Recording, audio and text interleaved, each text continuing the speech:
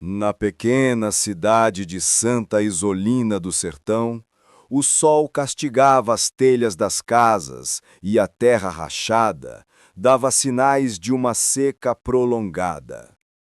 Mas nada impedia o movimento que ocorria no pátio da antiga escola desativada, onde um leilão de itens rurais tomava forma. Tratores quebrados, móveis antigos e quinquilharias abandonadas por herdeiros apressados. Otacílio, um fazendeiro simples, calado e experiente, observava cada item com o olhar que ia além do óbvio. Com seu chapéu de palha gasto, camisa xadrez puída e um cachorro caramelo sempre ao lado, o fiel Bento, ele se deteve em frente a um objeto ignorado por todos. Um cofre enferrujado, trancado e coberto de poeira. Vai querer isso aí? Deve estar vazio e travado. Coisa de maluco mexer com isso, disse o sobrinho Eliabe rindo alto junto com os primos. Mesmo assim, Otacílio levantou a mão. R$ 200. Ninguém cobriu. A multidão riu. Gastou dinheiro em sucata, cochucharam. Otacílio só deu os ombros. Ele sabia que naquele tipo de silêncio, muitas vezes estava escondida uma resposta que ninguém tinha coragem de procurar. Otacílio chegou em casa com o cofre no porta-malas da caminhonete. Sua esposa, Dona Zuleide, apenas lançou um olhar de canto. Mais uma de suas loucuras, Otacílio. Mas havia algo mais profundo em sua desconfiança.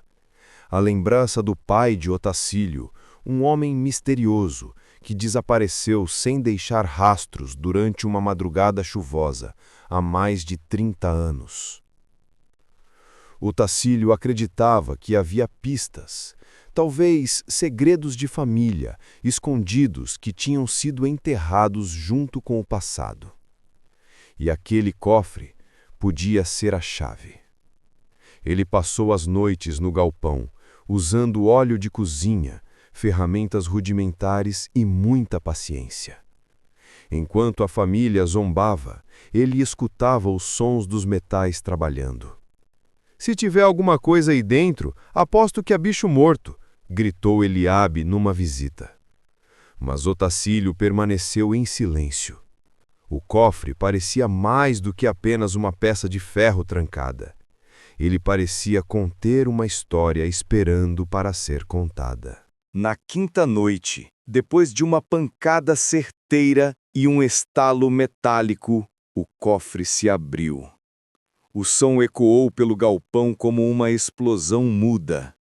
Dentro havia um diário de couro antigo, uma sacola de moedas de ouro com brasões coloniais, um mapa amarelado e manuscrito, indicando uma área da fazenda que ninguém visitava há anos.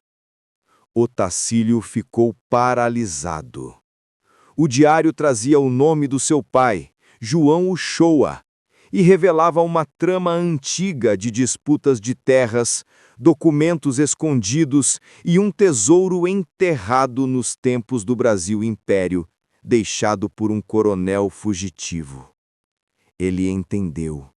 Seu pai nunca desapareceu à toa. Ele tentou proteger esse segredo. E talvez tivesse sido morto por isso. Otacílio passou a visitar a área marcada no mapa, um antigo pomar abandonado atrás do brejo. A vegetação era densa, com árvores tortas e raízes expostas. O lugar tinha fama de assombrado. Enquanto escavava com uma enxada, encontrou um baú de madeira apodrecida, dentro de um poço seco coberto por tábuas antigas. Mas ele não estava sozinho. 3 homens apareceram. Eram capangas de um fazendeiro vizinho, conhecido como Doutor Maurílio, que décadas atrás tentou comprar a terra da família Uchoa, sem sucesso. Essa terra não é mais sua, velho. O que está aqui dentro nos pertence, disse um deles. Otacílio reagiu como pôde. Um dos homens sacou uma faca. Bento, o cachorro, avançou com fúria. No meio da confusão, o baú caiu e se abriu. Dentro, uma estatueta banhada a ouro, documentos com assinaturas imperiais e esmeraldas brutas. Os homens fugiram, mas Otacílio, ferido no ombro, entendia agora o peso daquele segredo. Ferido, Otacílio chamou o advogado da cidade, Dr. Valmir, e entregou os documentos. Entre eles estavam registros de posse das terras, testamentos perdidos e provas de corrupção envolvendo políticos locais dos anos 40. Na semana seguinte, uma audiência extraordinária foi convocada. A cidade inteira compareceu. Eliabe e os outros da família estavam presentes, agora sem risos. Otacílio, com o diário nas mãos, subiu ao púlpito e leu cada linha escrita por seu pai. Ao final, houve silêncio. Em seguida, lágrimas. Depois, aplausos. O juiz declarou que Otacílio era o único herdeiro legítimo de uma área muito maior do que a atual fazenda, incluindo terras que haviam sido vendidas de forma irregular. A família, antes zombeteira, chorava de arrependimento. O cofre estava aberto, sim, mas com ele se abriu também um abismo de perguntas. Otacílio sentia que os objetos encontrados, o diário, o mapa e as moedas, eram apenas a superfície. Havia lacunas no diário, trechos arrancados, datas contraditórias, e o mapa parecia incompleto, com áreas rasuradas e símbolos que ele não reconhecia. Nas noites seguintes, o velho fazendeiro voltou ao pomar escondido, escavando novos pontos marcados. Encontrou fragmentos de ossos humanos, pedras talhadas com inscrições antigas e uma pequena cruz de ferro com um brasão diferente. Não era português, mas templário.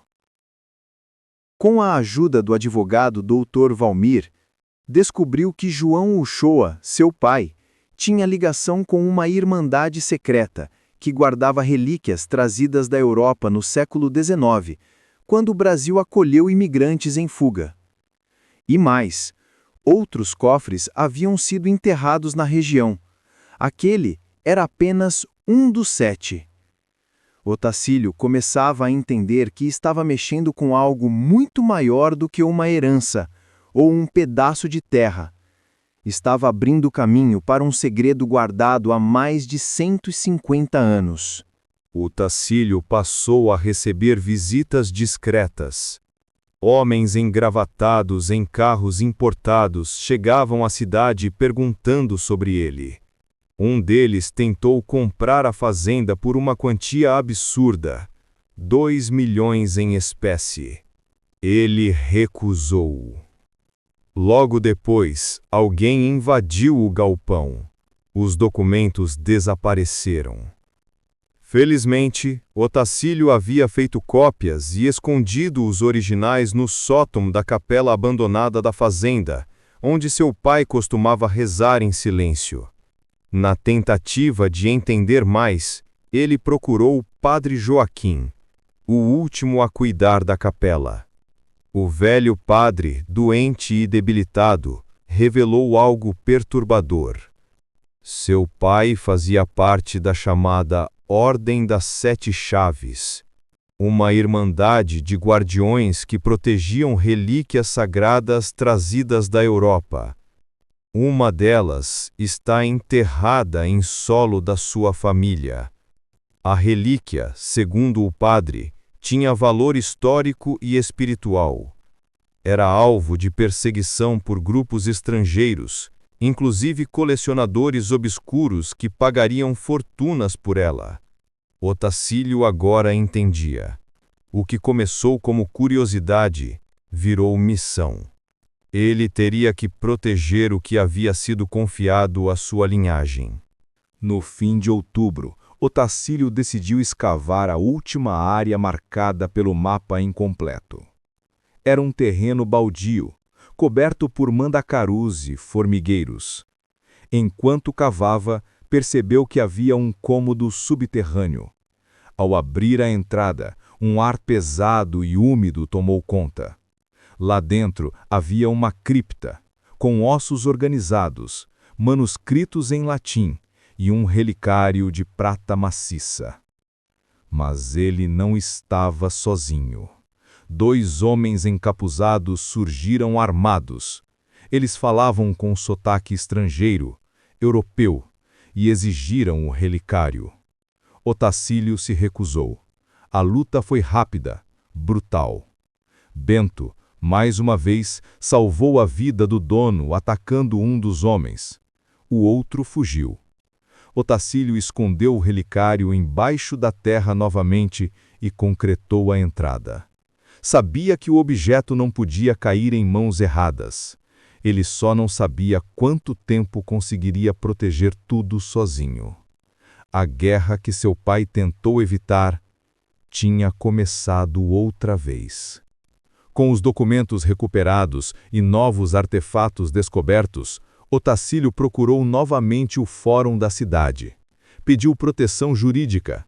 Entregou as cópias ao Ministério Público e denunciou o envolvimento de fazendeiros e políticos locais com grupos internacionais de tráfico histórico.